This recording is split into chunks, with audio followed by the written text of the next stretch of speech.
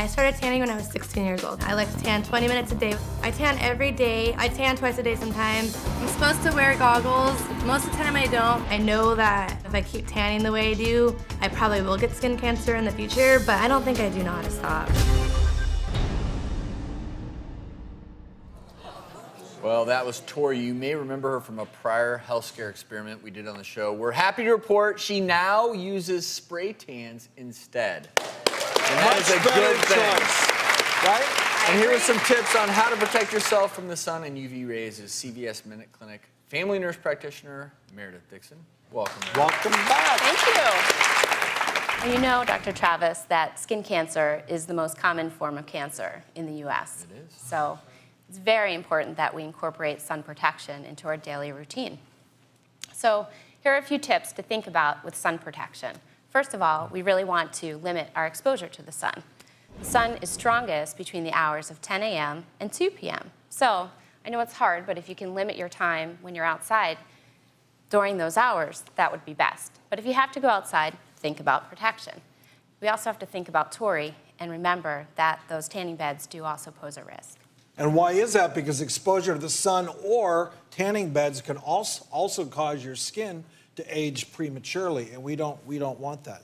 So what do we do to protect that? We wear sunglasses with 100% UV ray protection. Looking good. I'm now Looking protected. good. You should also try to wear protective clothing and wear a big old wide brim hat like this, especially when we're going to the beach. You also want to use that umbrella back there for that instant shade. Another reason to protect your skin is that some facial treatments and cosmetics are made with alpha hydroxyl acids, and they increase your skin's sensitivity. You're more likely to burn, have irritation, redness, a rash, all those things. So be sure to read all the labels on the products before you use them. Yeah, and you know, even certain prescription medications and over-the-counter acne medications can make your skin a lot more sensitive to the sun. And what you want to do is make sure you talk to your doctor or your pharmacist so you understand whether or not your medication's potential side effects include sun exposure. Always examine your skin for changes. If you notice a mole, a scaly patch, or also a sore that's bleeding and it just won't heal, that's the time you need to go see your dermatologist. You also want to think about those broad spectrum sunscreens, so one that has a SPF of 15 or higher. You want to think about making sure you put that on 30 minutes before you're exposed to the sun. The other thing that people don't remember is that you really need to reapply the sunscreen. So every 1.5 to 2 hours, make sure that you're putting it on again. I was going to talk about the new guidelines that are coming out this summer. We're going to see some new labeling on sunscreens.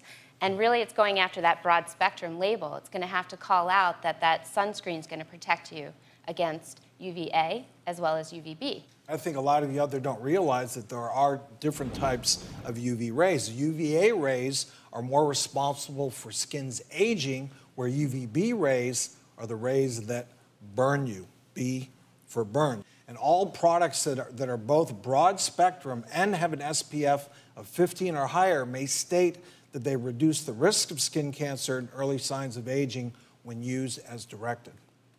Also, any product that is not broad spectrum or that is but doesn't have a high enough SPF will be required to have a warning on the label. Understand what SPF means. It stands for Sun Protection Factor. It is a measure of how well that sunscreen protects against UVB rays. It also does predict, in some cases, how long it may take for your skin to get sunburn when you have that particular sunscreen on it. But you need to take note, is that sunscreen? It's not going to be labeled anymore as sunblock, waterproof, or sweatproof because sunscreens eventually always wash or wear off. It's not an all-day guarantee to sun protection. Yeah. So we often see patients that come into our clinics with these really bad sunburns, and they can be prevented with some of the things that we're talking about today. So I would hope that you can keep some of these tips in mind as well as applying that sunscreen to protect yourself and your loved ones.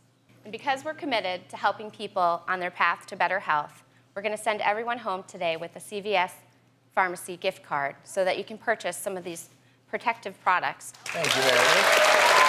And for more information on proper sun care and the new sunscreen guidelines, go to thedoctorstv.com.